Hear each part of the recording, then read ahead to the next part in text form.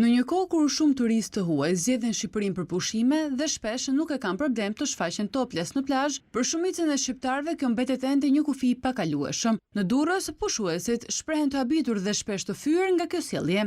Po shpesh po për personin që ashtu nuk i bën përshtypje. I shpesh për ne që jemi rreth rrotull për këtij personi. Gabim jam, njeriu do të vijë i veshur, i rregullt. Gabim të vijë njëri. Turp po shmipi, turp. Nuk duhet të dalin, në ambient publik nuk duhet të dalin. Ato duhet një plazh apo safat për ato. Në Velipoj janë disi më tolerant. Përderisa dojmë të jemi antar atje ku duhet të jemi, është një diçka më duket normale për ata. Me vendasit ose me kulturën tonë, diçka mund të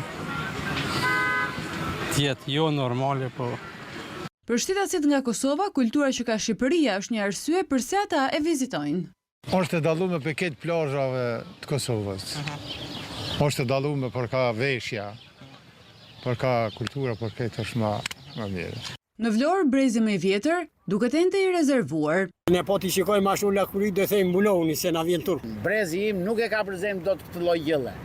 Ndërkohë sociologët thonë se turizmi nuk sjell vetëm përfitime ekonomike, por dhe një pjesë të kulturës së turistëve. Çdo popull ka kulturën e tij, çdo vend ka kulturën e vet.